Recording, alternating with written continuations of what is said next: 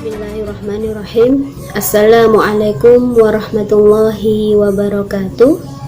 Alhamdulillahilladzi an'amana binikmatil iman wal islam wa nusalli wa nusallimu ala khairil anam sayyidina Muhammad wa ala alihi wa sahbihi ajma'in. Rabbana la tuzigh qulubana ba'da idh hadaitana wa hab lana min ladunka rahmah innaka antal wahhab. Akhwati fillah rahimakumullah, Allah telah memberikan kepada manusia akal, hati, penglihatan, serta pendengaran. Untuk itu, seharusnya sebagai wujud syukur kita berupaya menjadikan akal dan hati untuk memahami kebenaran, mata untuk melihat kebenaran, dan telinga untuk senantiasa mendengar kebenaran. Dan sesungguhnya kebenaran hanya datang dari sisi Allah Ta'ala saja. Al-haqqu min rabbik, kebenaran dari Tuhanmu. Fala takunanna minal mumtarin, maka janganlah sekali-kali kalian termasuk orang-orang yang ragu.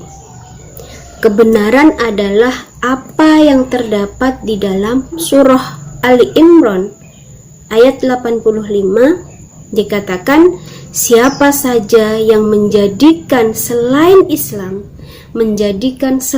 Islam sebagai din, sebagai agama, sebagai sistem hidup, niscaya tertolaklah apapun darinya, dan ia di akhirat termasuk orang-orang yang ragu.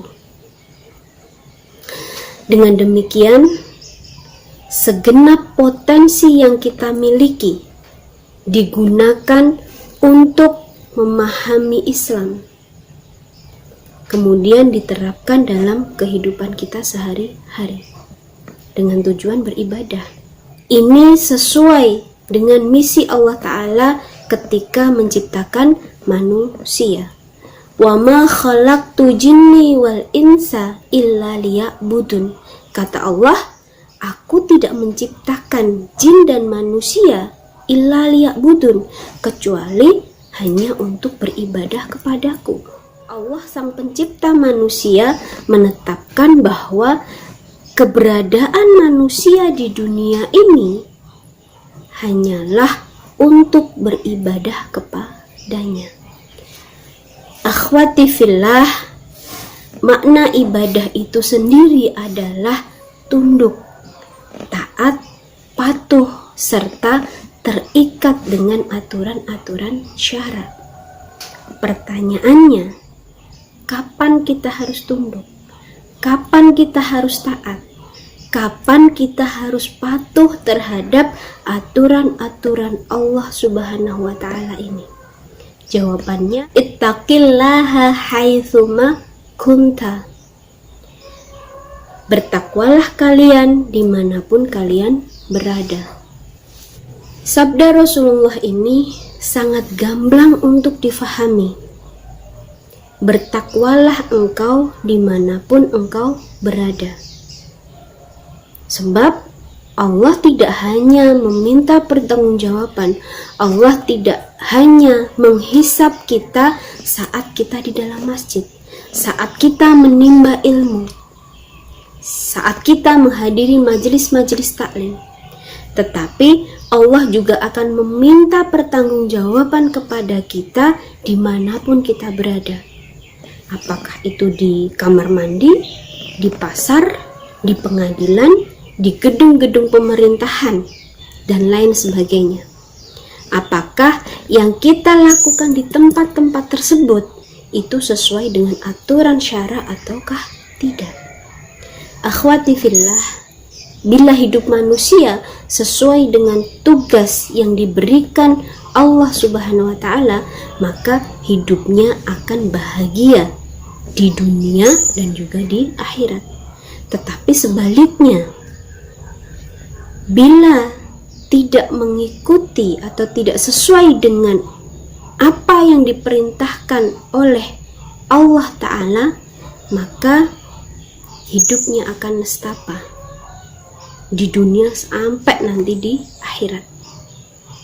Untuk itu, mari kita renungkan firman Allah Ta'ala dalam surah Al-Hadid ayat 16. Alam yakni lilladzina amanu, belumkah datang waktunya bagi orang-orang yang beriman, antakhsya'a qulubuhum lidzikrillahi wa ma nazala minal haq, untuk tunduk hati mereka kepada mengingat Allah dan kepada kebenaran yang telah diturunkan kepadanya.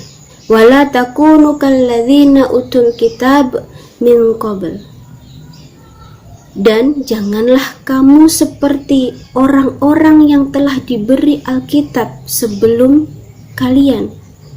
Fatala alaihim amad, maka berlalulah masa yang sangat panjang bagi mereka.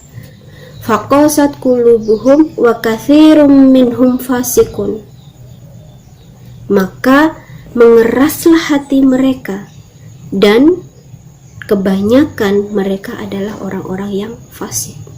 Sungguh, ayat Allah ini merupakan pertanyaan yang sangat menohok bagi kita yang mengaku beriman. Belumkah datang waktunya? Terus kapan lagi kalau bukan sekarang? Mungkinkah besok ataukah lusa nyawa kita masih ada? Allahu a'lam. Maka dari itu, tidak ada yang perlu kita tunggu lagi. Kini saatnya memproklamirkan diri hidup hanya untuk ibadah. Demikian dari saya. Mohon maaf atas segala khilaf. Wassalamualaikum warahmatullahi wabarakatuh.